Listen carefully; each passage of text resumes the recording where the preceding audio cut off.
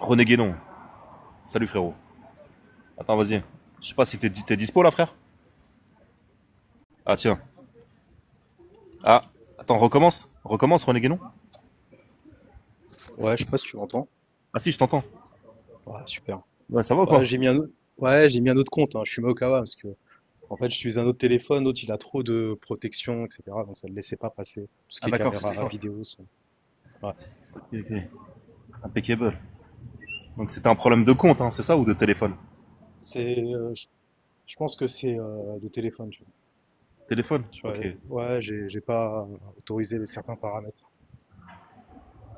Ok, Du bah coup, ça là, me fait j'utilise un plaisir. vieux téléphone. Ouais, bah, ouais, je te suivais justement, justement le soir et tout. Hmm, Je suivais tes lives. Ouais, c'était intéressant. hmm. C'est un autre Ok. son de cloche, tu vois. Hmm. Je voulais te dire quoi? Bah, comme ton pseudo c'est René Guénon, donc t'es un lecteur de René Guénon, c'est ça? Oui, mais pas que. Pas Ok. que, pas que. C'est vrai que il y a plus de 10 ans, ouais, j'avais lu René Guénon. Surtout la crise du monde moderne. En ce moment, j'étais en mode tour Ouais. du monde, sac à dos. Ah ouais? Euh, Ah ok. ouais, ouais. Et du coup, je constatais justement la mondialisation, la perte de culture de tous les peuples. Et Mhm. puis je suis tombé sur, quand j'étais au Japon, sur Shumokawa, qui a exactement le même raisonnement que René Guénon, Mhm. et qui ont fini par tous les deux se convertir justement au niveau de la mondialisation, de la perte de culture. Et pour eux, il y aura, à la fin, en fait, il va rester un duel entre la mondialisation et les sociétés islamiques qui veulent perpétuer leur rite et leur tradition. Mhm. Donc, c'est c'est pour ça, en fait, c'est vraiment le Kali Yuga contre les sociétés islamiques, quoi. Ok. Et comment il s'appelle ce pérennialiste japonais? Shume Okawa, je l'ai mis au niveau du titre, Ah oui, vu que Fumé j'ai Okawa, changé ouais. de René. Ouais. Ouais, Mais lui, c'est sympa. c'est quelle période, lui? Lui, bah, c'est jusqu'à la Seconde Guerre mondiale. Il a été jugé à Tokyo. Ah bon? Ouais, au tribunal de, ouais, c'est un criminel de classe A. Mais pourtant, c'est juste un intellectuel, hein. Mais c'est juste, en fait, ses Ah idées, vu qu'il ne collait pas avec l'américanisation du monde, il était ah ouais? considéré comme dangereux. Et voilà. À la fin de la Seconde Guerre mondiale? Oui, il y a eu le tribunal, D'accord. justement, je crois que c'est de Kyoto, de Tokyo. Ah ah. Et comme le tribunal de Nuremberg en Allemagne. Et bah, lui, il a été jugé. Et normalement, il a réussi à éviter la peine de mort. Ouais. Et Tojo a subi la peine de mort. C'est le dirigeant du Japon à l'époque de la Seconde Guerre mondiale. Ah ah. Et en fait, il a réussi il avait giflé justement pendant le procès la tête de Tojo, et il lui a dit viens là en indien, je crois, parce qu'il parlait 7 langues. C'est vraiment un intellectuel, il faut vraiment le lire. Shumokawa, il est toujours actuellement dans les programmes scolaires, car il a écrit les 2600 ans d'histoire du Japon. D'accord. Car il avait très peur que le Japon culturellement soit détruit, remplacé par une américanisation. Et Mhm. je suis parti au Japon et le nord du Japon échappe à l'américanisation, mais le sud du Japon, totalement américanisé. Oui, oui. Ok, t'es resté combien de temps au Japon? Je suis resté 2 mois. 2 mois? Ok. Donc t'es un globe-trotter, c'est ça? Ouais, Sac à dos, ouais, tout ouais, ça? j'avais ma période. C'est ça, ouais. T'as C'est fait ça ça, j'avais combien de ma temps? période et tout. Mhm. Ah, j'ai fait ça parce que j'ai fait beaucoup d'allers-retours. Ouais. Alors bon, quand j'ai plus rien, j'étais à découvert, je revenais à Charles de Gaulle, je prenais le B et puis voilà, je retournais chez moi, quoi. Mais Ok. non, j'ai fait ça sur 10 ans, un peu plus, ouais. Ah ouais, 10 ans quand même. Putain. Ouais. Mais avec des Et, coupures, quoi. Ouais. d'accord. Mhm. Et ouais, vas-y, bah, c'est quel pays où t'as été? J'ai fait la Malaisie, l'Indonésie pendant 5 mois. Ouais. Bon, après, voilà, Thaïlande, Vietnam, Laos, Cambodge. J'ai fait les États-Unis, j'ai fait un peu l'Amérique latine, j'ai fait toute l'Europe. Puis Ok. après, maintenant, je suis principalement en Europe. Je sais pas si tu m'entends. Oui, je t'entends, mais c'est pas trop fort. Faut que je rapproche mon oreille, en fait. Ah, d'accord. Là, c'est un peu mieux, non? Ou c'est pareil? Ouais, c'est mieux, ouais, ça, c'est mieux là, ouais, C'est c'est mieux. mieux? Ok, Ouais, moi, je c'est vais mieux. parler plus proche du micro, en fait. Ouais. Ouais, bah, j'ai fait le Japon, la Corée. J'ai fait le Mhm. Japon 2 mois, la Corée 2 mois, mais c'était involontaire. Parce qu'en fait, j'avais Mhm. pris un vol multi-destination. en Corée. Mhm, Et en fait, j'ai raté mon vol de Séoul, l'aéroport de Narita, qui est à Tokyo. mhm. Et vu que je l'ai raté, en fait, ça annule les autres vols qu'il y a derrière. D'accord. Et quand j'ai voulu revenir en France, en fait, il y avait tous les Japonais avec la compagnie ANA. Ils ont une compagnie nationale. Ils sont pas très Mhm. concurrents. Ils sont assez, ils ont une économie très nationaliste.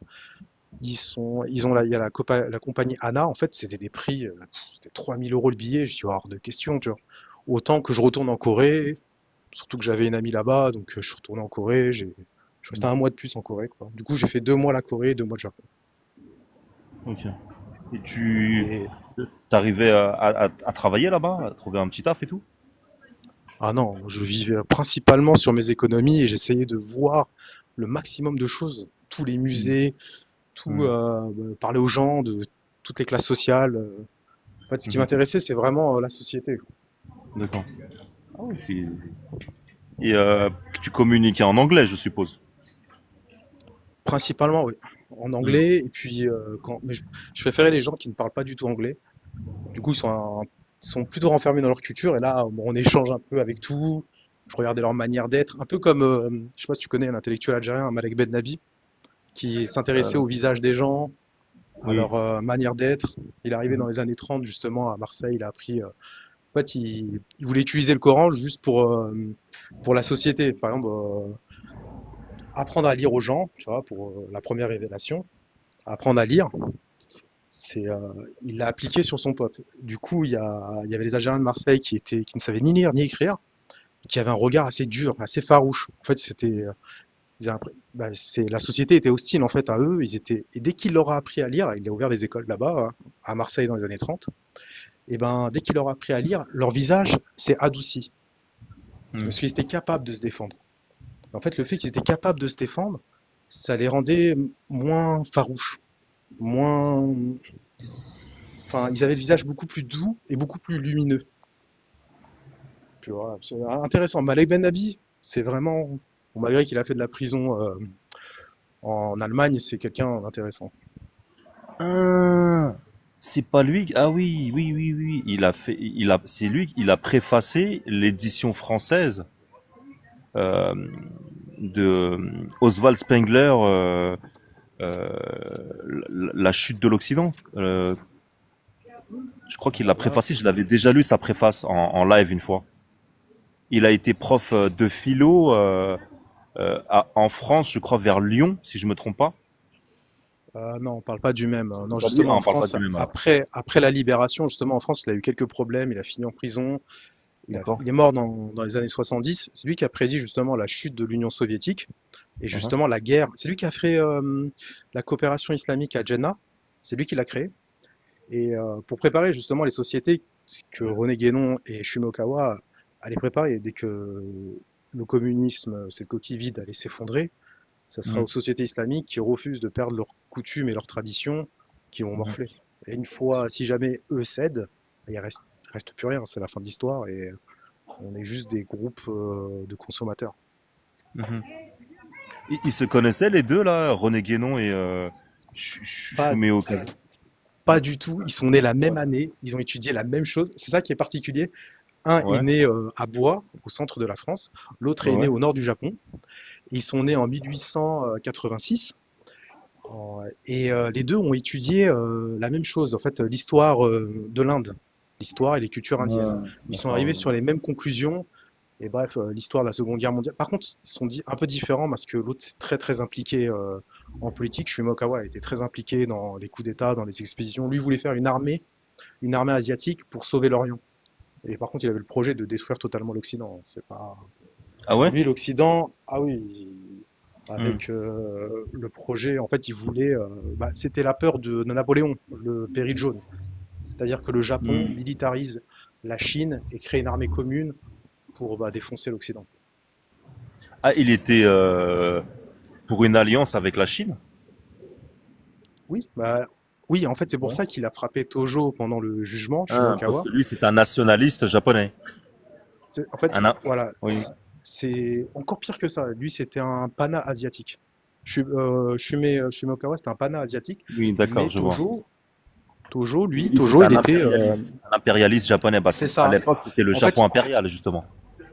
c'est ça. Et en fait, Tojo, il a préféré copier la colonisation occidentale pour le modèle japonais en Asie, ce qui a créé une friction justement entre Shumeokawa et un autre qui s'appelle Kenji Shiwara, qui eux étaient pour une alliance pour des pays asiatiques pour détruire l'Occident, qui pour lui l'Occident n'est plus l'Occident, c'était un truc matérialiste qui n'avait plus aucun sens.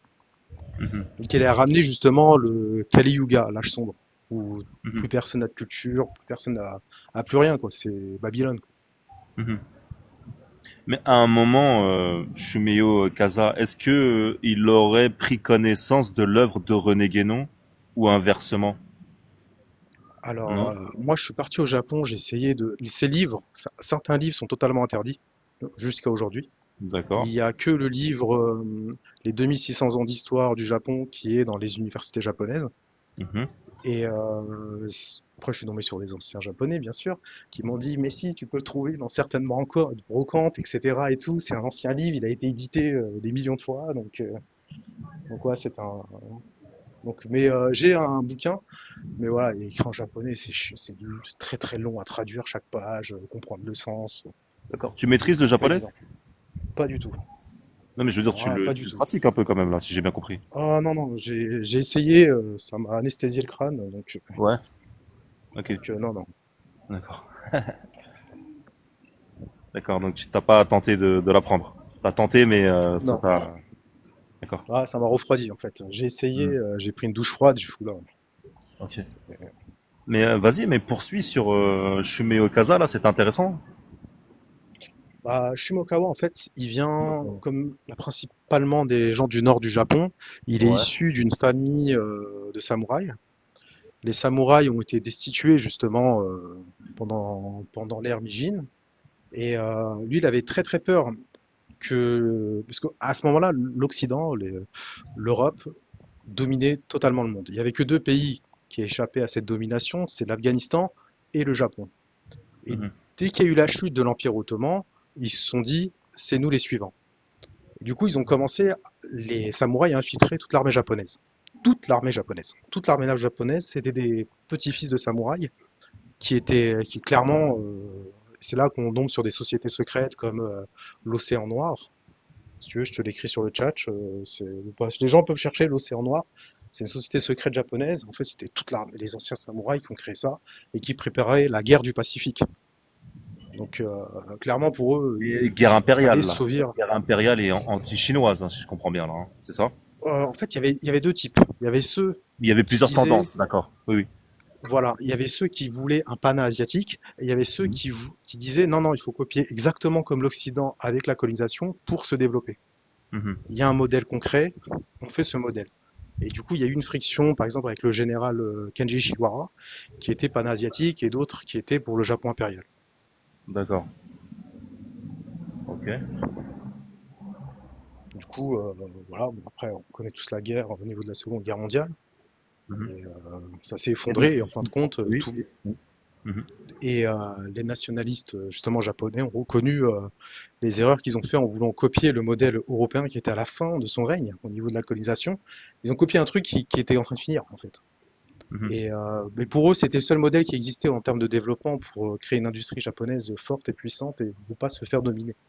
Oui, parce que comme on dit, le Japon, c'est le seul pays non européen et non peuplé d'Européens, parce que Nouvelle-Zélande, c'est pas européen, tout comme l'Australie, mais ce ne sont pas des pays européens, mais c'est peuplé d'Européens. Donc le Japon, c'est le seul pays non européen et non peuplé d'Européens qui a enclenché son décollage économique à la fin du 19e siècle, à la, tout comme les puissances européennes, quoi. C'est ça la particularité du Japon, en fait, dans le monde. Ouais, totalement. En fait, quand ils ont Mm. vu carrément que bah, ils étaient tout seuls, ça les a, ils avaient une accélération de construction, un peu comme les Chinois actuellement. Pour, en fait, les Chinois c'est plus de la revanche de leur histoire, et les Japonais c'est plus par crainte de se faire dominer. Et du coup, il y a eu une accélération de leur industrie, mais à des époques différentes, mais c'était la même motivation, quoi, ne pas se faire dominer chez Exactement. eux. Mais tu sais, cette représentation même qu'on voit dans les restaurants sushi de cette vague-là, tu vois? Oui, Tu vois, le peintre tu vois ce japonais, hein. tableau? Oui, Pardon? oui, oui, le peintre japonais au niveau de la vague, oui, oui. Oui, oui. Bah en fait, ça c'est quoi, il me semble? Parce que les Chinois, je sais plus quand, je crois vers 1600, ils ont mis en place une armada géante pour conquérir le Japon. Et donc les Japonais les attendaient quoi pour la bataille, tu vois. Et ben en fait, cette armada là, c'est tous ces navires chinois se sont fait engloutir par une vague géante. D'où cette représentation, il me semble. Tu vois, tu connais cette histoire là?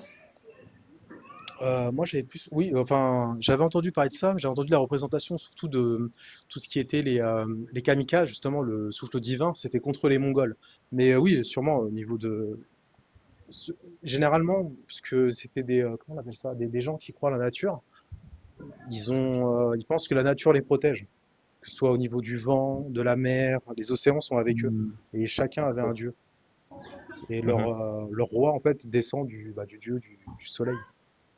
Mais mhm. oui, oui, j'en avais entendu parler de ça, au niveau de la grande vague de, je sais plus comment ça s'appelle, mais c'était surtout moi le vent divin, le vent Oui. divin, les kamikazes, quoi. C'était Mhm. plus ça qui m'avait marqué, quoi.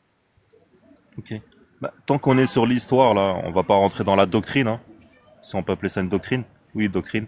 Tant qu'on est sur l'histoire là, euh, par rapport à tout ce que tu viens de dire, tu sais, il y a eu une guerre russo-japonaise en 1905 et on entend dire que Ah, c'est la première première fois. guerre, pardon. Oui, oui, c'est la première défaite d'une armée blanche contre un pays non blanc, quoi. Et ça a Oui. choqué énormément en Occident qu'une Oui. armée qui n'est pas du tout européenne, Mm. qui n'est pas blanche, qui n'est pas ni issue des colonies européennes, Mhm. puisse mettre une raclée à l'Empire tsar. L'Empire tsar, il faut pas oublier, c'était le rouleau compresseur, hein. C'est l'armée qui a battu l'armée de Napoléon. C'était pas, ils avaient une masse. Et Mm. ouais, ça commence. Justement, c'est là où vient la peur du péril jaune, Mhm. que le Japon industrialise la Chine et la Chine, avec la Chine et toutes les pays asiatiques viennent exploser justement l'Occident, quoi. Militairement, Mais, dominer. mais elle est assez étonnante cette guerre russo-japonaise donc qui a eu lieu en 1905. Parce que moi j'en avais déjà entendu parler et à un moment tu sais je me suis dit je vais aller checker. En fait c'est très étonnant, c'est considéré comme la première guerre moderne type 20e siècle, c'est-à-dire type Première Guerre mondiale. C'est d'autant plus étonnant que les Russes en face ils étaient 1 million. C'est une guerre de grande ampleur en fait, c'est assez étonnant. Et Oui, c'est oui, la première fois où c'est une guerre en fait avec des armes modernes en fait. Et c'est cette guerre-là en fait, en gros, qui marque le XXe siècle, donc les guerres meurtrières du XXe siècle, donc les guerres mondiales, et la technologie vraiment dans la guerre. C'est la première fois que vraiment où ça marque les guerres modernes quoi en fait. Tu vois? ouais, totalement, ouais, des guerres à l'échelle industrielle. Oui, oui, bah, Voilà, c'est ce c'est qui a ça. fait, c'est ce qui a fait paniquer tout le monde, justement, que ce soit un pays qui est non européen puisse casser justement une armée européenne, quoi. Et il me semble qu'ils étaient moins C'est vrai, nombreux les c'est la Japonais. première. Après, je sais pas si c'était moins nombreux parce qu'ils avaient quand même certains Coréens dans leur armée, donc c'est un peu. Mhm. Et les Japonais, généralement, ils utilisent principalement leur organisation, comme au Vietnam, hein. Faut pas oublier que les Japonais ont battu les Français au Vietnam. Il y a une coopération, soi-disant. Puis après, bon, les Japonais ont senti que les Français tournaient un peu. Du coup, ils ont défoncé en fait l'empire français au Vietnam. Du coup, les Vietnamiens, les nationalistes vietnamiens ont pu profiter justement de cette pagaille pour justement entrer dans la lutte anticoloniale. Et il fallait ramener des troupes françaises depuis la France jusqu'au Vietnam. Bref, les troupes françaises en fait sont tombées sur des organisations et des armes japonaises là-bas qui les a totalement dépassés, quoi. Mais ça, c'était quelle période ça? Ça, c'était en 1944, 1944, 1945, jusqu'à le début de la guerre, vraiment le déclenchement de la guerre avec l'Indochine en 46. Ah oui, Toi, tu parles de, l'Indochine. oui, début 1900, 1901. Mais c'est pour te dire l'influence qu'avait le Japon, c'était vraiment les maîtres de l'Asie, quoi. C'était, D'accord. Mais attends, mais c'est étrange là, c'est étrange parce que là, tu me dis que les Japonais sont en partie derrière le conflit là en Indochine, mais en et 1946. ouais, et en Indonésie aussi. Les Indonésiens ont reçu des armes des Japonais. Les Japonais, en fait, les Japonais, avant de se, pendant ou juste après de se prendre deux bombes atomiques, ont reconnu l'indépendance des Indonésiens. Et du coup, ça a créé une guerre avec les Néerlandais qui voulaient récupérer leur colonie. C'est les Pays-Bas, en fait, colonisaient Hmm. l'Indonésie. Et Java, l'île ils ont de Java. essayé, Oui. c'est ça, tous les 6000 îles autres, Java c'est la plus grande. Et l'Indonésie, en fait, ils voulaient récupérer l'Indonésie, mais en fait, ils n'ont pas pu, parce que justement, les troupes japonaises ont laissé les armes. Dès qu'ils ont vu que leur pays était détruit, ils ont laissé les armes, ont tout laissé aux Indonésiens, et les Indonésiens attendaient que ça, et les Néerlandais pour revenir, et les Néerlandais ont perdu la guerre. Et, bref, c'était l'indépendance de l'Indonésie. Ça, c'est fou, c'est ouais, ça, c'est très étonnant ce que tu racontes là. C'est-à-dire que malgré que qu'ils se sont pris deux bombes atomiques, on aurait pu croire que ça y est, parce que bon, les Américains leur ont fait signer une reddition sans condition. En fait, en gros, ils ont pas lâché un an après Hiroshima et Nagasaki, ils étaient encore entre guillemets sur le coup, quoi. En tout cas en Asie. C'est assez étonnant Ouais, là. ouais, tout à fait. Ouais, ouais. D'accord. Et puis la colonisation des Philippines. On Oui. oublie souvent que les États-Unis avaient des colonies, parce que les États-Unis ne le disent pas, hein. Ils disent qu'ils ont lutté contre la colonisation, mais les États-Unis colonisés avaient une colonie qui s'appelle les Philippines. Et, et justement, les Japonais ont balayé la colonie des Philippines des Américains. Bref, il y a énormément de tensions là-dessus. Il y a même l'histoire d'un soldat japonais qui est resté, qui était isolé. Je sais pas si tu la connais cette histoire. Oui, dans une jungle là, il restait C'est 20 ça. ans, il pensait que la guerre n'était toujours pas terminée. C'était en Indonésie ça? Même, non, c'était aux Philippines. Et Ah, même c'était aux lorsque Philippines. ouais, et les Philippines, c'était une colonie américaine. Justement, ils ont dégagé les D'accord. colonies américaines aux Philippines. Mhm. Et justement, même quand des Japonais, des touristes japonais aux Philippines leur ont dit, mais la guerre est finie depuis déjà 20 ans. Mhm. Et ils leur ont dit, non, je te crois pas, il faut que tu m'appelles mon supérieur. C'était vraiment la Les- discipline du soldat japonais de l'époque, quoi. c'est incroyable cette histoire. Ah, mais tu dois connaître un truc. Je voulais faire un live après, mais je l'ai pas fait. Il y a l'or. Aux Philippines, il y avait une histoire d'or. Les Japonais, en fait, euh, Tu lors parles de... des les billets Non, non, japonais de l'or, de qui ont été l'or. imprimés par les Américains. Ah, ok. Non, non, de l'or. Comment ça s'appelle? C'est un scandale international. Nous, on connaît pas en France parce que les Français, il n'y a pas d'intérêt français, quoi. C'est lors des guerres impériales du Japon, lors du Japon impérial, ils stockaient tout leur or en Philippines, tu vois. Et c'est un trésor immense en or. Et les Américains, en fait, après la Seconde Guerre mondiale, l'ont cherché, l'ont trouvé, et ils ont ramené tout cet or. Tu connais pas cette histoire? Elle est assez étonnante. Ouais, ça me dit vaguement un truc, mais j'avoue, moi j'étais surtout passionné par ce qu'ils ont fait les Américains pour briser, pour créer une inflation au Japon. En fait, ils imprimaient les billets japonais, tu vois. Je sais pas si c'est comment Ouais. ça. Les Nord-Coréens, du coup, ils ont repris la technique, ils ont imprimé plein de billets d'un dollar. Donc mais j'en avais Euh, entendu parler de l'histoire de l'or, mais j'avais surtout entendu parler de la. Ils ont fait rouler la planche à billets contre les Japonais, les Américains, Bah, pour les compenser Allemands ont fait justement la la. même contre les Britanniques. Ils, euh, ils ont recruté je crois dans les camps de concentration, des anciens, tu sais, graveurs juifs pour reproduire des billets de livres sterling, quoi, pour injecter ça dans l'économie britannique. Ouais, c'est la même technique, quoi. C'est la même technique, quoi. Ah ouais. Donc, ah ouais, c'est fou cette période-là. C'est fou le Japon, là, en fait. C'est fou ce que tu nous dis sur le Japon, en fait. C'est incroyable, en fait. Moi, je vais Ouais, pas te mentir, je suis plutôt pro-chinois, tu vois. J'aime bien le Japon, hein. Moi, j'adore le Japon. mais on a une mauvaise image du Japon impérial, quoi. Parce que je sais pas si t'as vu, il y a des photos, elles sont flippantes, hein.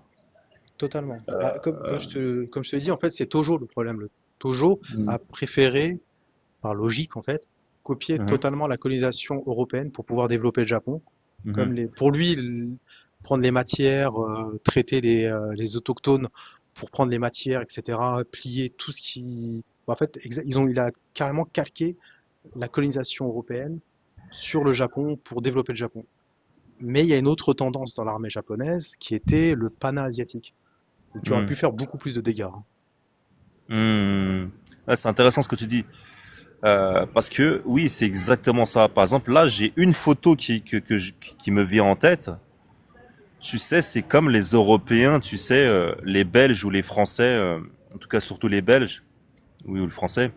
Tu sais, au Congo, c'est habillé, tu sais, avec un costume blanc et un chapeau comme ça, caractéristique de colon. C'est qui s'habille comme ça? Comment il s'appelle Mandril. Tu vois, le mec qui passe chez Pierre-Yves Lenoble. Tu vois, c'est qui Mandril? Un Suisse, là? Ouais, ça me dit, soit il dessine même, il fait des dessins, Oui, etc. et voilà, tout. c'est un Oui, dessinateur. oui, Mais je vois. tu vois, il se présente souvent en s'habillant avec un costume comme ça de colon africain. En mettant le casque à côté, oui. Oui, oui, un genre de chapeau blanc, là, tu vois, caractéristique. Tu vois? Ah, le casque colonial, ouais. Attends, pourquoi il me dit ça? Le live prendra fin dans 4 minutes. Nous avons détecté une inactivité pendant ton live en cours. Qu'est-ce que tu me racontes? Je sais pas. Merde. Attends, mince. Il faut que je remplisse un captcha. Putain, les mecs, ils cassent les couilles. Oui, tu vois ce costume caractéristique du colon en Afrique?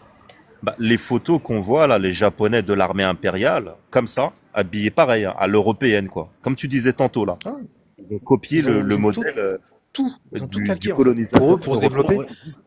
c'est Mais ça, pour développer leur empire. jusqu'au costume, Ouais. tu vois. Mais Le tu vois costume, la ça, petite chemise. Ouais. voilà, voilà, exactement, la même tenue, exactement le même truc, et tu vois quoi? Bah, un japonais, un soldat japonais habillé comme ça, qui tient la tête d'un chinois coupé, tout sourire, devant l'appareil photo, quoi. Posant Ouais, c'est ça. Bah, pour la photo. c'est pour ça que quand tu verras le procès de Shumeokawa, il frappe la Mhm. tête de Tojo et il lui dit quelque chose en, je crois que c'est juste, je crois pas que ce soit en allemand, c'est en hindi. Il lui dit un truc, viens là, je sais plus, viens là, l'indo-européen, justement, pour se moquer de lui. C'est lui qui a organisé tout ça, tu vois. C'est Tojo. Tojo, il s'est fait fusiller, justement. Il a été condamné et fusillé. À lui, il a été condamné fusillé en revanche. Oui, Tojo, bah oui, c'était le dirigeant du Japon. Mais pourquoi Shumei Kawa a été épargné, n'a Parce pas que été en tout justement, cas condamné à mort? pendant le procès, il faisait un peu le fou, quoi. Il a frappé la tête de Shumeokawa. Faut que tu vois un peu cette vidéo. Et il lui a Ouais. dit, je pense pas que ce soit en allemand, mais en hindi, il lui a dit, viens là, l'indo-européen, quelque chose comme ça. Parce que, en Mhm. fait, pour ceux qui n'ont pas compris, en fait, il a tellement voulu imiter l'Occident Ah ouais, il c'est l'appelait mal comme ça. passé auprès de l'opinion publique japonaise et donc c'est pour ça que c'est ça, hein. Non, en fait, il y a eu, ça c'est l'occupation, là je parle de l'occupation du Japon par les États-Unis, et il y a Mhm. eu le procès, justement, le procès de Tokyo, je crois. Je sais pas si c'est Kyoto ou Tokyo, mais je crois que c'est Tokyo, le procès de Mhm. Tokyo. Et dans Mhm. le procès de Tokyo, il y a, il y a Shume Okawa, qui frappe la tête de Tojo qui était le dirigeant du Japon, tu vois, comme le président actuellement, quoi. Il y avait Non, le roi non, mais René Guénon, pouvait pas excuse-moi, le attends, juger, quoi. juste une parenthèse là pour qu'on puisse comprendre. Mais ils avaient toujours un roi, un empereur. Mais on touche pas au roi. Le roi, D'accord. c'est 2600 ans d'histoire. Ah, je disais pas ça, non, je Là, disais pas ça. Je disais que, donc là, en gros, c'était un premier ministre, ce mec-là, ils ont, là. c'est ça, c'est le dirigeant, c'est ça, c'était le dirigeant, hein. Et en fait, le roi, si tu veux, c'était quelque chose de divin parce qu'il doit normalement Oui. descendre du soleil. C'est un peu particulier. Si tu touchais à ça au Japon, bah là, les Japonais vont pas, ils n'allaient pas capituler, quoi. Donc les Américains, ils ont évité de toucher à ça. Et puis Tojo, hein, tu Ah, peux le voir, il y a la vidéo où il se fait fusiller en direct. d'accord. Non, mais, mais donc, alors, pourquoi les Américains ont épargné Shumei Okawa? Justement, comme je te disais, en fait, les gens ils le trouvaient totalement déséquilibré et ses gardiens ne comprenaient pas ce qu'il disait. Tu vois, il parlait de, tu sais, de Kali Yuga, de perte de culturelle, etc. Du coup, en fait, ils l'ont interné et en fait, il a joué le fou, quoi. Il a joué le fou pour échapper à ça. Ah, Et il a pas fait de crime de guerre, lui. Lui, c'est juste un intellectuel. d'accord. Il a Mais été classé, les Américains, certains mhm, Américains, donc mhm, ont compris qui il était. Du coup, il a mhm, été classé comme criminel de guerre de classe A. d'accord. Mais vu qu'il n'a pas commis de crime, Mhm, on sans doute qu'il a fait, voilà, il a aidé certains militaires à faire des petits coups d'État, enfin, à faire du pressing mhm, pour la guerre du Pacifique. mhm. Son nom clignote de partout, mais il a pas commis de crime. Je sais pas si tu vois, c'est juste un intellectuel. D'accord. Donc ils pouvaient pas, ça serait mal passé auprès des Japonais parce que là ils avaient l'occasion également de se débarrasser de lui aussi. Mais ça serait mal passé à l'opinion publique japonaise parce qu'en soi, oui, comme t'as dit, le mec, bah, il a tué personne, quoi. C'est ça, et puis il y a plein d'anciens japonais qui étaient des hauts gradés, qui ont été recyclés dans Hmm, le Japon moderne, le Japon post 45 quoi. Il y a plein de japonais. Ça, il fallait reconstruire le Japon. Donc ils avaient besoin d'intellectuels, ils avaient besoin, il y avait beaucoup, même Kenji Shiwara, qui a été un des dirigeants de la Mandchourie, il a totalement échappé aux sanctions. Vu qu'il s'était embrouillé justement avec Tojo qui l'a viré de l'armée, et qui a fait même plus que ça, il a pissé sur son bureau. Donc hmm. donc il y avait une friction entre les pans asiatiques et le délire impérialiste japonais. Mhm. Et tu me parlais des descendants de samouraïs qui ont intégré, euh, qui ont rejoint l'une ou l'autre de ces deux tendances. Mais laquelle des tendances était la plus que les samouraïs en fait ils étaient attirés par quelle vision du monde avant tout? Le Japon Avant tout, impérial ou bien le panasiatisme? justement, en fait, c'est une division, et dans cette division, on peut trouver dans l'océan Noir, on peut trouver justement le dragon noir, qui ont converti justement les musulmans des États-Unis à l'islam. Ça, il faut, en utilisant justement un Indonésien. Donc, les Japonais sont, donc il y a eu, je peux pas te dire quel est le plus, mais les deux ont existé. Mais Mhm. celui qui a dominé, c'est Tojo. Tojo, qui était le dirigeant total du Japon, D'accord. Donc d'une c'est lui manière qui avait générale, le tampon. Tu oui, vois. d'accord. Mais donc d'une manière générale, les samouraïs ont adhéré à la vision de Tojo, c'est Pas ça? vraiment, je pense qu'ils étaient vraiment divisés, il y avait vraiment de la friction. Parce que Ouais. Kanji Shiwara, qui est aussi qui était le dirigeant de la Mandchourie, qui était en Chine et tout, le dirigeant. En fait, vu qu'il n'était pas assez violent envers les populations autochtones, il a été destitué par Tojo. Donc il y a des généraux qui ne suivaient pas Tojo et qui disaient mais il nous envoie au mur quoi. Il nous envoie D'accord. dans un bourbier contre les Chinois. Il y a eu 10 millions de Chinois qui ont été tués. On dit Ouais, mais ça ouais, ouais. c'est pas eux nos principaux ennemis. Ils ont pas d'industrie. Il y en a beaucoup de généraux en fait qui étaient pas d'accord. Ils disent c'est stupide ce qu'il fait. En fait il réagissait comme si jamais il était un colon du 19e ou du Hmm. 17e siècle quoi. C'était D'accord. mais pour lui, vu que ça a marché en Occident, ça marchera aussi pour les Japonais. Mhm, C'était son mhm. raisonnement, quoi. Ah, mais peut-être que il a pris l'ascendant, les, euh, les, euh, les impérialistes japonais ont pris l'ascendant peut-être sur les panasiatistes au Japon parce que peut-être qu'ils étaient soutenus par l'industrie militaro-industrielle ou non? Aussi, ouais.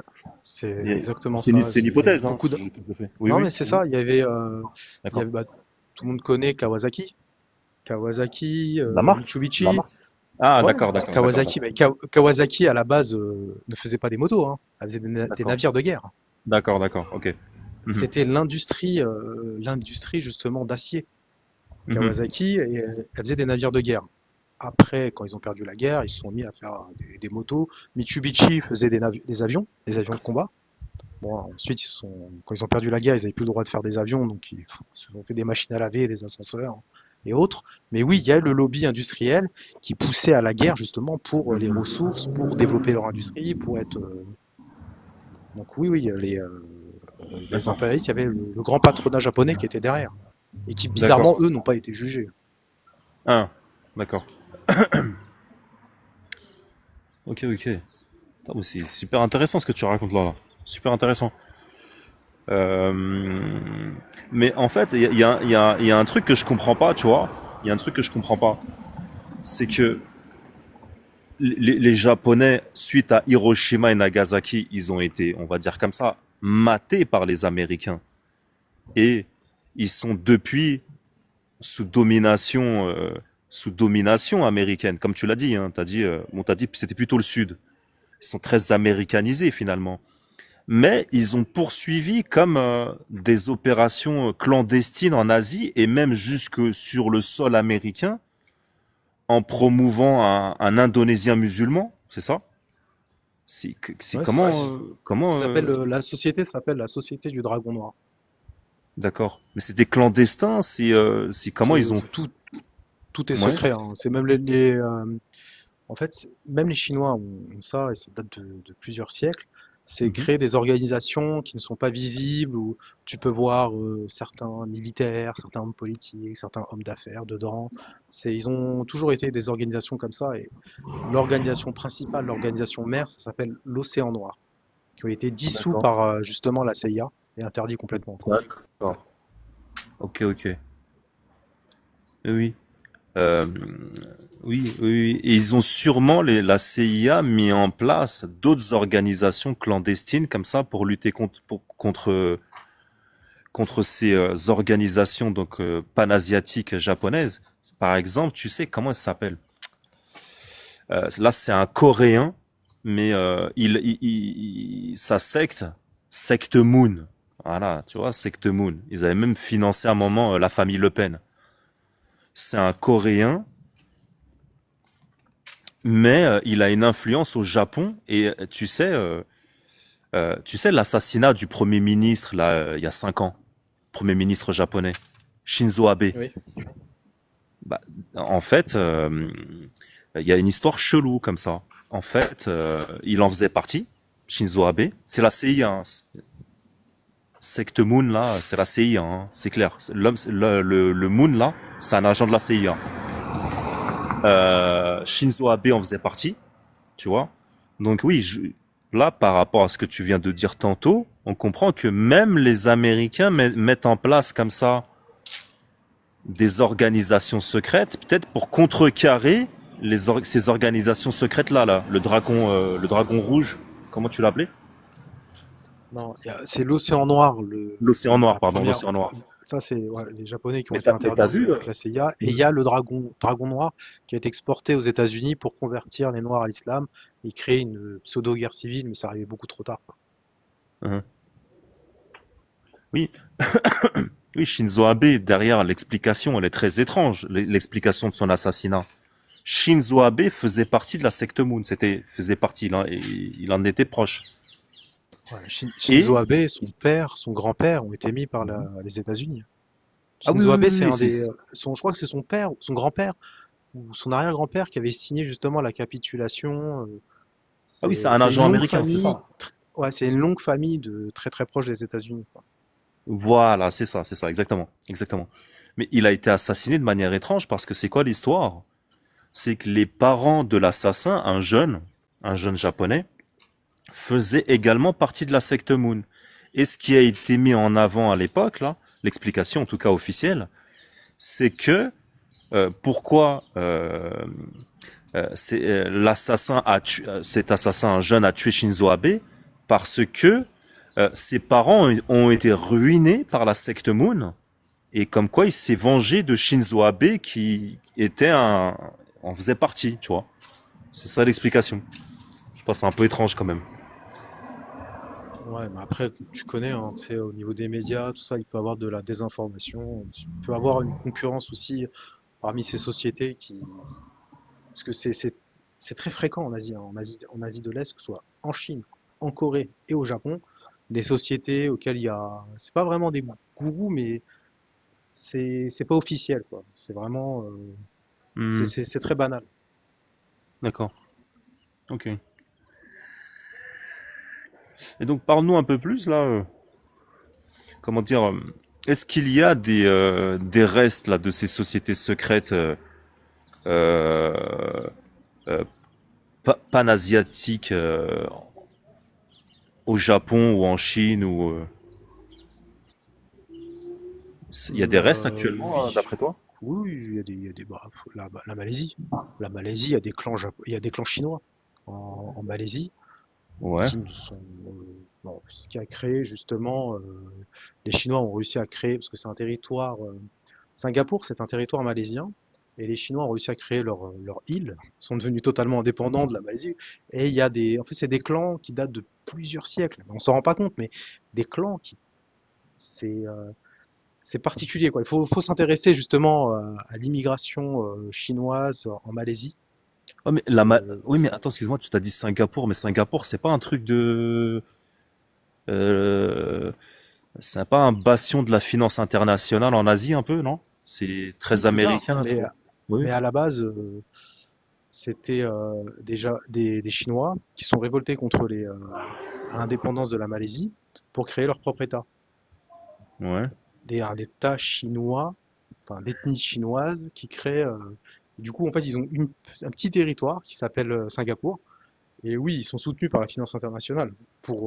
Les États-Unis le soutiennent justement pour le détroit de Malacca. C'est là où passent bah, les navires. Quand tu vas commander à Amazon, bah, ils passent par le détroit de Malacca et puis après ils passent par le canal de Suède pour ensuite finir en Europe, quoi. Mhm. Ok. C'est une Donc, grande route commerciale. oui. Oui. Donc, oui, poursuis avant que je te coupe là, avant que je t'ai coupé, tu Donc, disais, est-ce qu'il y a des soubresauts encore de ces sectes, de ces organisations clandestines oui, asiatiques aujourd'hui? bah, il y a carrément enfin, formes de musées, quoi, qui parlent de leurs histoires, qui parlent des longues familles. C'est des grandes familles hein, qui se mélangent pas. Ce Mhm. sont des grandes familles, par exemple, qui contrôlent Singapour, qui ont une grande influence. Certains sont restés malaisiens, donc c'est des sino-malaisiens qui datent de plusieurs siècles. Et est-ce qu'ils ont une influence ou pas? Tout ce que je peux dire, ce que je peux dire, c'est quand j'ai visité leurs temples, leurs anciens temples, leurs clans. Ils ont des clans et ils ont toujours les on va dire les notables et leur aristocratie ont une grande influence sur la politique en Asie. Donc, est-ce qu'ils font partie encore, s'ils ont gardé leur clan, je pense que oui. Je Attends, mais pense que oui, excuse-moi, mais c'est il y a rien qui le prouve, hein, tu vois. oui, mais c'est étonnant ce que tu dis là. Tu sais, ça rappelle un peu ce que tu dis, c'est des lignées, voilà, qui se mélangent pas et tout ça, et qui ont le pouvoir, quoi. Tu sais, ça rappelle un peu les thèses conspirationnistes, les 13 lignées sataniques, tu sais, Rothschild, Rockefeller. C'est sur le même modèle. C'est, euh, c'est, comment dire, c'est ligné de la finance internationale en Occident. On peut dire que c'est le même modèle un peu, non? Non, Non? c'est plus ancien. C'est vraiment à l'époque de la Chine, lorsqu'elle avait des empereurs, elle a envoyé des Chinois. Mais quand je dis ça remonte à des siècles, hein. C'est vraiment plusieurs siècles. C'est des commerçants. Et puis après, il y a eu la perte de commerce avec la Malaisie, l'Indonésie et la Chine. Du coup, ils ont dû s'organiser eux-mêmes. Ils n'ont pas perdu leur langue. Donc, c'est un peu différent, quoi. C'est juste de l'histoire en Asie, quoi. Il y a toujours eu des Hmm, sociétés, des hmm, commerçants, des aristocrates. d'accord. On est très loin de l'Occident, en fait. C'est différent. D'accord. Mais là, ces familles-là, là, elles sont toujours influentes en Asie ou? Bah, totalement, c'est eux qui contrôlent Singapour. Ceux qui contrôlent Singapour et certains qui ne sont pas devenus singapouriens, ils sont restés malaisiens, ils ont une grosse influence en Malaisie. Sauf que la Ouais, mais Malaisie, c'est une monarchie, et en plus c'est une monarchie qui est un peu particulière au niveau des Malaisiens, c'est qu'elle tourne. C'est-à-dire, ils n'attendent pas que le roi meure, c'est ils se prêtent la couronne en fonction des régions. C'est un peu particulier, quoi. Ils ont trouvé un compromis entre eux pour éviter les guerres, les Malais. C'est très pacifique hein, Et en fait, chaque roi de telle région en Malaisie bah, a la couronne de telle période à telle période, quoi. D'accord. Non, mais, non, parce qu'on entend souvent que Singapour, c'est beaucoup derrière, c'est Israël en fait, hein, non? Les États-Unis sont derrière, c'est sûr, parce que c'est Ouais. un couloir commercial. C'est Mhm. là où le commerce international passe. C'est les routes maritimes ont remplacé les routes de la soie. Du Mhm. coup, les gros containers, bah, ils passent par là. C'est le détroit de Malacca en fait. Tout comme en Égypte, par le canal de Suez, qui traverse la mer Rouge. C'est pour ça qu'on contrôle Djibouti. Donc, c'est vrai qu'il y a une grosse, forte présence militaire à Djibouti. Il y a tout le monde là-bas. Les Chinois, les Français, les Oui, Américains, oui, oui. les Russes, je sais pas qui d'autre, mais il y a tout le monde. Mhm. Il y a toutes les bases, hein. Parce que c'est Mhm. un couloir stratégique pour le commerce. D'accord. Mais par exemple, regarde, en Chine là en ce moment, donc l'homme fort c'est Xi Jinping. Il y a un lien avec, lui, il a un lien avec des sociétés secrètes chinoises comme ça, ou c'est, En fait, il y a il y a des différents informations à ce sujet? En fait, il y a différents Chinois. Il y a les Chinois de l'extérieur, comme eux, qui datent de plusieurs siècles, qui sont établis en Malaisie, qui ont réussi à créer leur État. Et il y a les Chinois du continent, qui sont un peu différents. Il y a eu du friction, il y a eu les nationalistes chinois, il y a eu les communistes chinois, mais ils ont toujours été là, que ce soit dans il y a eu même des écoles d'arts martiaux qui suivaient cette école, il y a eu tel truc qui suivait cette école, et il y a toujours eu des sectes un peu des sectes, des organisations qui étaient non officielles, non étatiques, qui étaient là, quoi. Donc Mhm. je peux pas dire, moi j'ai visité un peu que Pékin et Shanghai, du coup je connais pas trop la Chine de l'intérieur. D'accord, Je peux pas m'avancer. d'accord. Mais comment expliquer que pour une société traditionnelle comme ça, qu'il est toujours sous certains aspects, la Chine, comment ça se fait qu'elle a basculé comme ça dans le communisme? Comment Bah, par expliquer ça en Mao, fait? Ouais, Mao, la victoire est au bout du fusil. C'est comme ça que ça s'est expliqué. d'accord. Il a éliminé tous ses concurrents et il a réussi aussi à faire une ruse qui était pas mal. C'est faire croire qu'il va arrêter la répression, etc. Vas-y, exprimez-vous tous pendant plusieurs mois et puis après, il les a tous éliminés, hein. Il y a actuellement à Paris justement la danse, le carnaval chinois qui s'appelle le Shin Shenzhou, je sais plus. Et ben, eux sont des gens qui ont été réprimés justement par l'autorité chinoise, par les communistes chinois, par Mao. Du coup, ils ont dû fuir aux D'accord. États-Unis, ils sont en Occident. Bah, actuellement, il y a leur spectacle à Paris. Mhm. Non, Mao, il a éliminé tout le monde, en fait. Pour être D'accord. clair, C'est comme ça que... il a fait une Staline, hein. Oui, oui, oui, d'accord.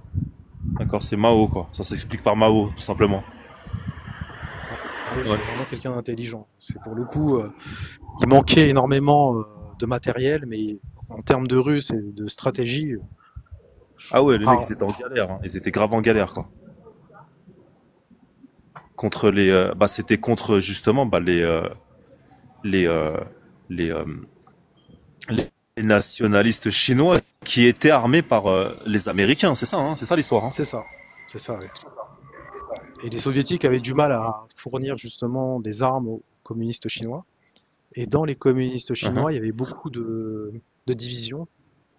Il y avait énormément de divisions et en fait, Mao s'est imposé comme leader parce qu'il y avait énormément d'échecs sans Mao.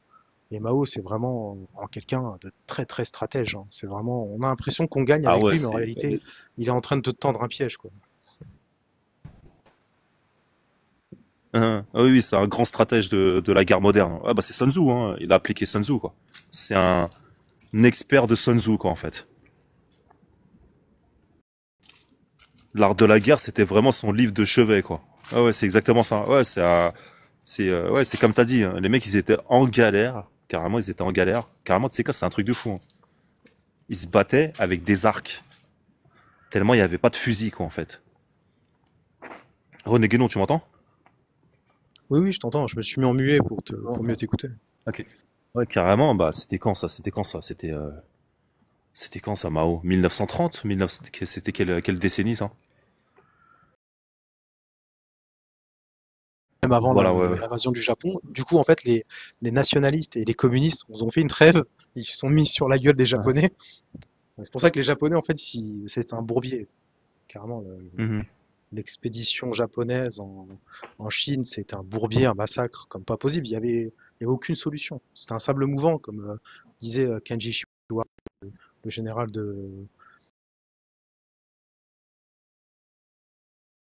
qui a envahi la Mandchourie. Il me disait, mais ils font n'importe quoi. Et c'est pour ça que Tojo, justement, l'a, l'a supprimé.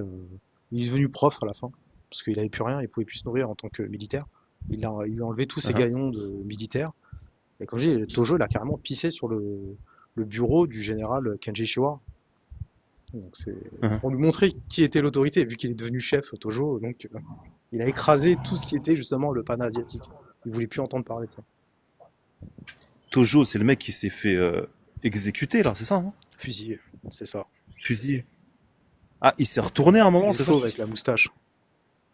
Comment? Ah, je crois que je vois c'est qui, ouais. Ouais, ouais. Donc, à un moment, il s'est retourné, j'ai pas tout à fait compris, là. Il s'est retourné, c'est ça? Finalement, Non, il a dit, lui aussi, non, c'était non, une entreprise, oui? Mhm. non. Ce que je disais justement, les communistes chinois et les nationalistes chinois se sont unis pour combattre l'invasion japonaise. Mhm. Et ça a été un massacre. Le Japon ne s'en sortait pas. C'était un bourbier pour les Japonais. Mhm. Et justement, le Tojo, lui, qui était contre ce délire colonial du 19e siècle au 20e siècle, ça n'a aucun sens. Il a protesté justement, il voulait faire une armée asiatique. Et Tojo l'a, l'a fait sortir de l'armée japonaise. Et Ah, pour marquer son territoire, pour l'humilier, il a pissé sur son bureau. ah, tu parles de Shumei Okata, là, qui a pissé sur le bureau de Tojo, c'est ça? Non, non, non, je parle de Kenji Shiwara, qui était un général japonais, et je parle de Tojo, qui était le chef du Japon à D'accord. ce moment-là. D'accord. Et Kenji Shiwara, lui, il adhérait à quelle doctrine? Kenji Shiwara, c'est un intellectuel, il parlait 7 langues, il a étudié justement l'histoire de l'Inde, il a étudié les religions, il a étudié les peuples. Lui, il était pour le pan-asiatique. Justement, il soutenait Kenji Shiwara.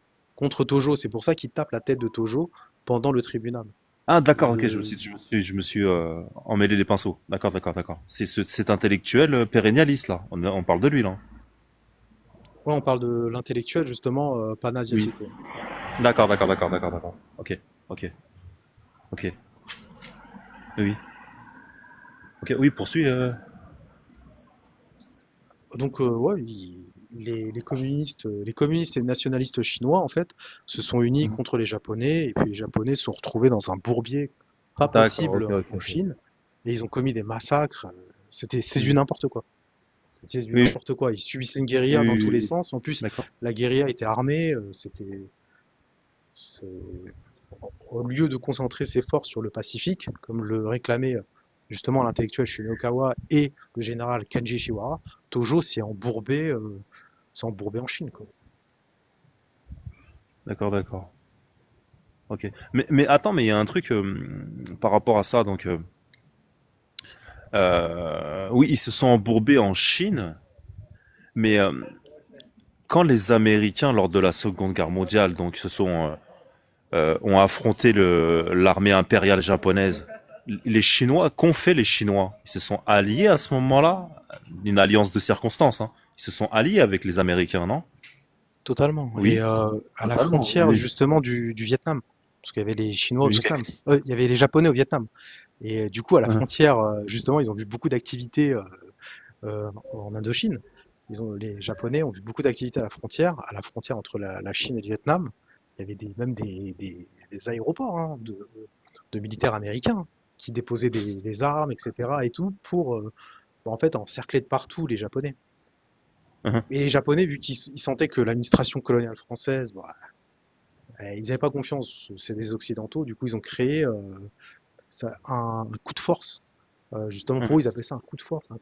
Ils ont un nom japonais là-dessus. Ça a duré 2 jours hein, et ils ont mis en pièces toute l'infrastructure coloniale française, c'est-à-dire les dirigeants, etc. et tout. Ils ont tous fini soit exécutés, soit en prison, ou soit dans les travaux forcés.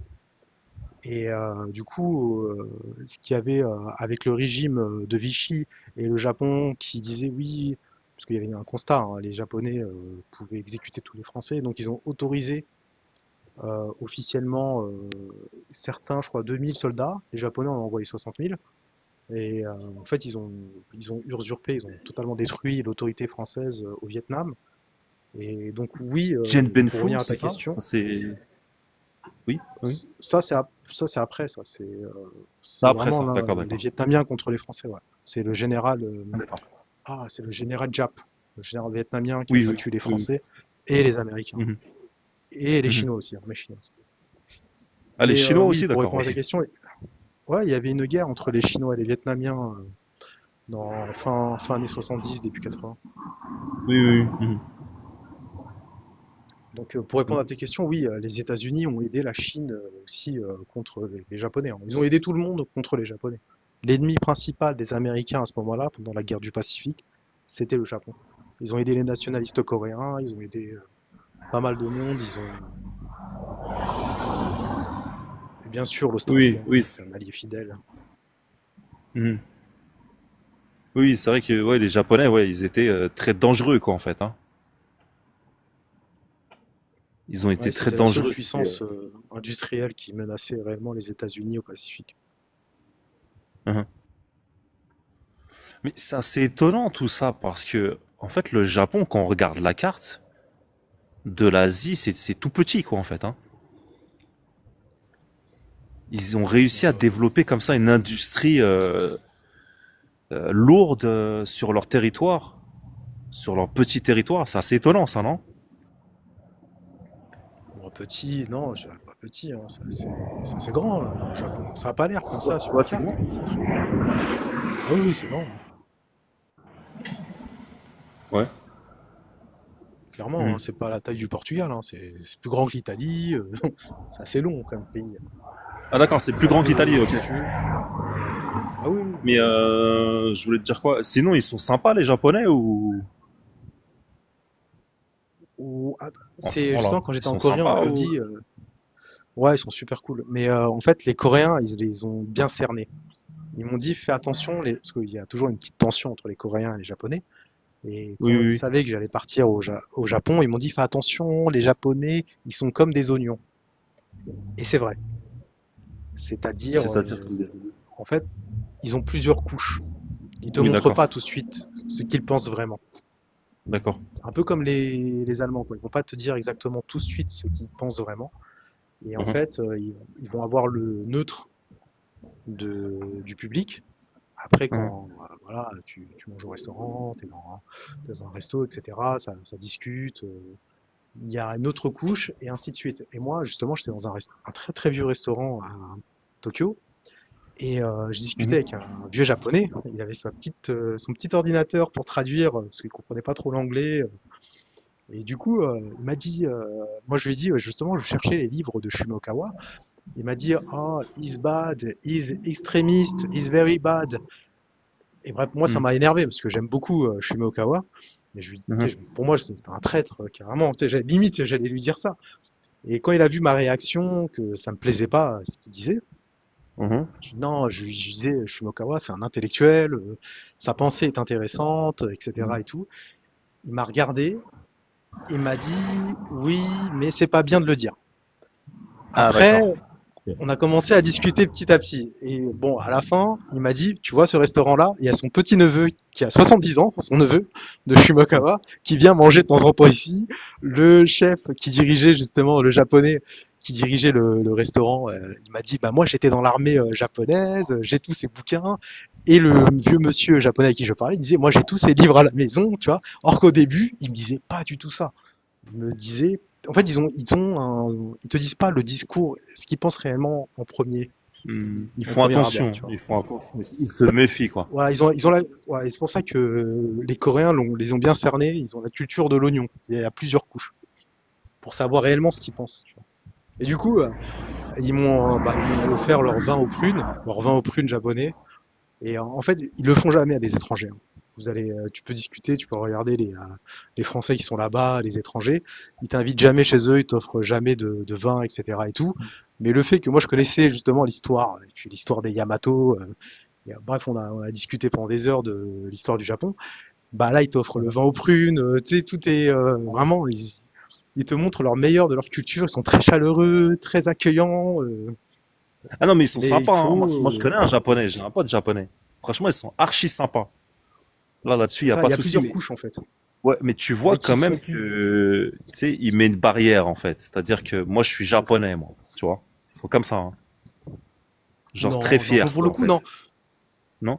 Non, pour le coup, comme je dis, c'est vraiment une culture de l'oignon, il y a plusieurs couches. Tu vois, ils vont pas te D'accord, d'accord. mettre, ouais, je suis nationaliste japonais, je suis fier. Non, au Non, ils le début, il y a une disent pas. Non, couche non, qui est ils le disent neutre, pas. Ils le disent pas. Mais publique. ils montrent que, déjà, tu vois, il aime Ils le pas les montrent pas, Coréens, justement. tu vois. Il aime pas les Coréens, tu vois. Tu sais, Ouais, une mais fois, je ils lui le ai dit montrent comme pas. ça, Le ouais, mais, coréen le sait et le japonais le sait, quoi. ouais, mais par exemple, une fois, je lui ai dit, ouais, mais, les Japonais, c'est pas coréen, tu sais, ethniquement et tout. Tu sais, genre, il le prend mal, tu vois.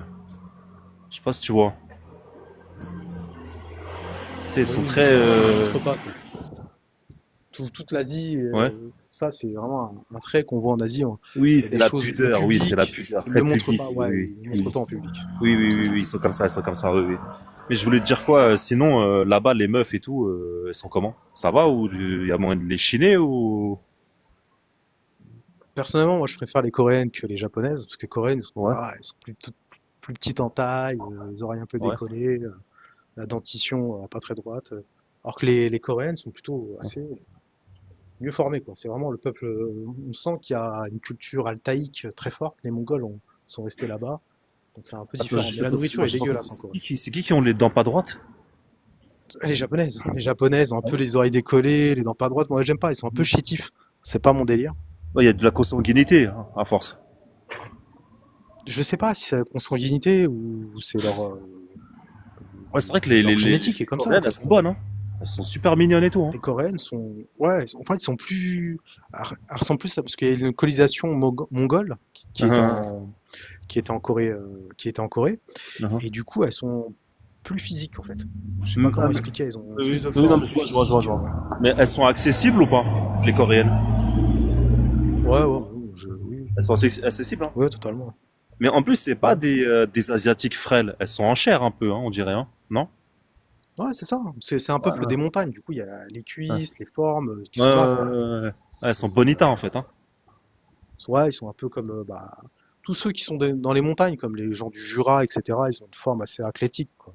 Hmm, ouais. Non, mais là-bas, ils vont disparaître là-bas. Il y a une histoire comme ça, là. C'est le taux de natalité le plus bas du monde. Non? Oui. La Oui, Corée, hein, oui, je parle. oui, oui, oui, oui. Ils ont, je crois, 0,8 en termes d'indice de fécondité, oui. Ouais, à ce rythme-là, je sais plus, c'est catastrophique. Dans 20 ou 30 ans, c'est presque, il y a plus de Coréens, quoi. Ouais, c'est ça, dans 80 ans, il n'y a plus de Coréens. Comment ils vont faire pour remédier à cela? Bah, peut-être la Corée du Nord, tu vois. Ah, ah oui. Ah bah, oh putain, je vais me casser la gueule. Ah bah oui. Ah ouais, mais c'est dommage ça, en plus, si elles sont bonitas comme ça, là. Ouais, mais la Corée du Nord, bah, ça va. Ils ont toujours eu un taux de fécondité de 2 enfants par femme. Hein. Je crois qu'ils sont 20 millions. Donc, les Coréens du Sud sont, je crois, 50 millions. Et il y a, moi, quand j'étais, ce qui m'a choqué, hein, c'est tout petit, la Corée du Sud, hein. Ils ont j'avais pris le train de Séoul à Busan. Ça a duré 2h30. Et c'est des Hein. trains français, des trains de la SNCF. C'est un peu bizarre quand on rentre dedans. On se retrouve dans la SNCF en Corée du Sud. Donc mais c'est des trains français. Et c'est le TKX, justement, j'avais pris et tout. Et ça dure, en fait, tu fais tout le pays avec un train qui n'était pas super rapide, hein, mais Hein. qui dure 2h30 et c'est tout petit. C'est comme deux régions de France, c'est comme la Bretagne et la Normandie Ah réunies. ouais, c'est aussi petit. Ah ouais. Ouais, la Corée du Sud. Ouais. Et la Corée du Nord, ils ont les meilleurs terrains. C'est-à-dire vraiment les terrains d'élevage, etc. Ou bien l'inverse. Non, je crois, non, c'est le Sud, justement, qui a que les montagnes. Enfin, c'est très montagneux, la Corée. Très, très montagneux. Ah d'accord, donc si la Corée du Nord, elle a les meilleures terres agricoles, c'est-à-dire que tout ce qu'on raconte sur les Coréens du Nord qui crèvent la dalle, c'est faux. Bah, dans les années 90, c'est vrai, il y a eu une famine qui a causé la mort d'1 million parce qu'il y a eu des inondations, enfin, et plus l'embargo, ça les a pas, c'était très dur. Les années 90 pour la Corée du Nord, c'est dégueulasse ce qu'ils ont fait les Américains. C'est-à-dire vraiment, ils subissaient une inondation, un hiver très dur. Mhm, Et du coup, en fait, vu qu'ils étaient sous embargo, leur stock, il n'y avait plus personne pour les aider. L'Union soviétique s'était effondrée, la Russie, c'était dans le délire pétrole contre nourriture. mhm, Ils étaient vraiment, ils les ont affamés. d'accord. Mais là, ça va, hein, ils crèvent pas la dalle, les mecs, hein, ça va, je veux dire. Non, pas du tout. Là, ça, bah, ils se sont remontés là. D'accord, d'accord. Et qu'est-ce que disent les Coréens du Sud sur les Coréens du Nord? On sent la tension et tout Non, eux, ils sont dans un délire comme si jamais ils étaient divisés, comme l'Allemagne de l'Est et l'Allemagne de l'Ouest. Ils disent, oui, un jour ou l'autre, on va s'unir. Tu sais, ils font des drapeaux où D'accord, ok. avec le drapeau, les deux mains s'unissent et forment la Corée en fait. Tu sais, ils ont plein de drapeaux comme ça. D'accord, donc oui, ils se voient bien comme le même peuple, hein, c'est ça, hein? Ah oui, totalement, Mhm. totalement. Mais Mais la oui, Corée du Sud, ils ont un délire de matérialiste. Hein. Ils ont un délire, bon, parce qu'il y a des Coréens du Nord qui sont là-bas, qui sont réussi à partir. Mais voilà, mhm, c'est vu la classe pauvre, hein, quoi. mhm. Mais ils préféreront toujours un Coréen que Oui, autre tu dis, chose. mhm. Mais tu dis matérialiste, ouais, parce que là-bas, c'est niveau genre, c'est pire que le Japon, quoi. Les mecs, ils travaillent Ouais, 70 heures, c'est que le travail, travail, travail, c'est ça, hein? ouais, ils ont à peine, je crois, 2 ou 3 jours fériés dans l'année. Ah ouais. Puis, moi, j'allais dans les boîtes de nuit à Séoul. La Mhm. première chose qu'elle fait, la meuf, c'est elle te scanne, quoi. Regarde quel type de téléphone. Moi, j'avais un Samsung, donc Ouais. c'était la marque locale. Et ben non, pour eux, il faut avoir tous des iPhones, le dernier iPhone. Donc, Sinon, sinon t'es pas à la ouais, page, quoi. T'es pas, ah ouais, ah, ils sont ouais, comme ça. ils te scannent en direct. Hein. Non. C'est pour ça, ils sont tous très bien habillés, mode un peu Ouais. italienne à les années 60. Tu vois, le Mhm. costume. Enfin, D'accord. il y a deux styles. Hein. Il y a le style italien et il y a le style hip-hop américain. Mais Ok. bon, c'est très soigné, quoi. Oui, j'ai déjà vu des images, ouais, je vois ce que tu veux dire. Mais qui sont donc très très matérialistes, très très matérialistes. Ouais. Enfin, Très très moi, je parle matérialistes, à des. l'extrême. Ouais, ouais. Ah ouais. Ah oui, oui, Ok. oui. Oui, ils s'endettent, hein. Ils s'endettent sans problème. Hein. Mais comment dire, en ce qui concerne la Corée du Nord, c'est qui pose, comment dire, est-ce que l'empêchement de la réunification de la Corée, ça vient plus du Nord ou du Sud, ou c'est partagé? Donc, clairement, en fait, c'est le Nord. Le Nord, il n'y a qu'une seule Corée, et la Corée du Sud, en fait, elle est sous occupation américaine. Pour eux, ils veulent envahir la Corée du Sud, tu vois. Clairement, ils l'ont dit. C'est pas. En plus, ce qui est bien avec la Corée du Nord, c'est que voilà quoi, il n'y a pas de filtre. Il y a vraiment pas de filtre. Il te le dit clairement les choses. Ouais, C'est pour eux, il n'y a qu'une Corée, et le reste, c'est de l'occupation. Quoi. d'accord. Ok.